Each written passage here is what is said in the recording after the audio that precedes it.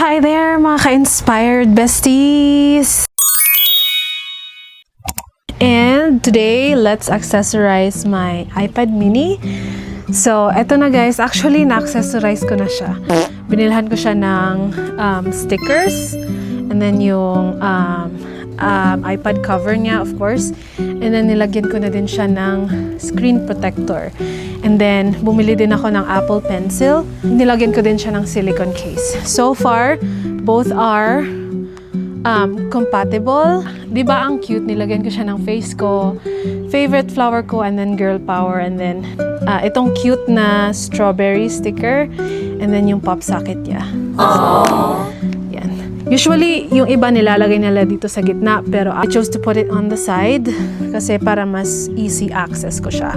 So far, having this iPad mini for a week now, I'm obsessed. So, ayan siya. Since I like to draw, to make, planners and notes every time meeting. Kasi every time nagno-notes ako guys, nawawala ko yung notebook ko. Well, this is just for me. Pag nasa notebook kasi hahanapin ko pa siya. Well, kung nandito sa iPad is mayroong nakaanong folder and etc. So, mas madali siyang i-access. Since na pre-accessorize ko na siya, may Amazon package ako dito guys. And I want to share kung ano yung binili ko for my iPad mini. Since gusto ko mag-plan, mag-take notes using iPads, I realized and I've been researching that it needs paper-like screen protector sa iPad mo. Okay, so ito yung binili kong magnetic paper screen protector. Since meron akong gloss screen protector, ito guys is natatanggal mo siya. Ayan. So magnetic siya actually.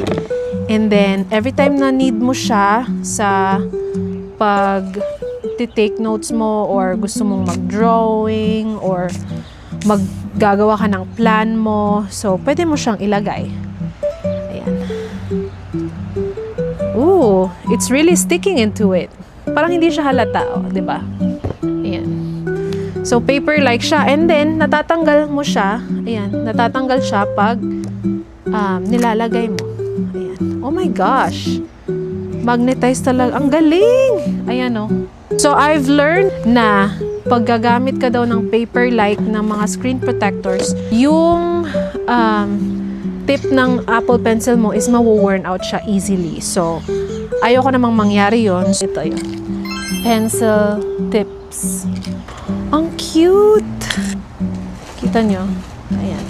Meron siyang parang ball pen talaga. Let's try this one. So, ito yung Apple Pencil ko, guys. Yan yung cover niya. And manipis na silicone lang siya. And so, gusto kong i-try to. Ayan. Yan. Parang ball pen talaga. And then, ipapasok natin siya dito. Let's see if this works. Ayan. So, ayan na siya. Alright, let's try it dito sa ating my paper-like screen protector and then yung pencil tips niya. Lagyan natin ng happy. Ang galing! Ang galing! Iba yung feeling niya guys kasi parang ano talaga siya. Parang nagsusulat ka talaga sa papel. So, let's try naman kung wala ito. So, 'di ba? May magnet siya, guys. Ayan. And parang mawo-worn out yung pencil mo. Parang glossy kasi siya eh. Ayan.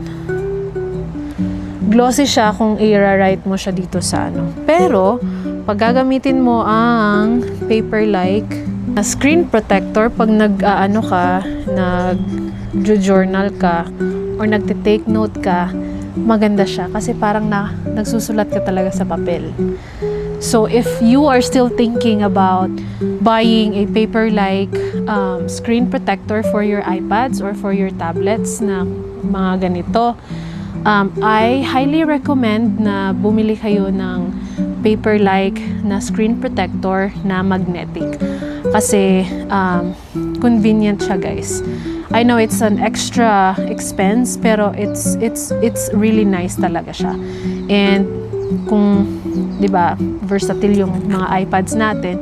Kung gusto mo namang mag-watch ng mga movies, babalik ka lang sa pagiging glossy niya para mas maganda yung results ng visuals niya sa ating iPad. Okay?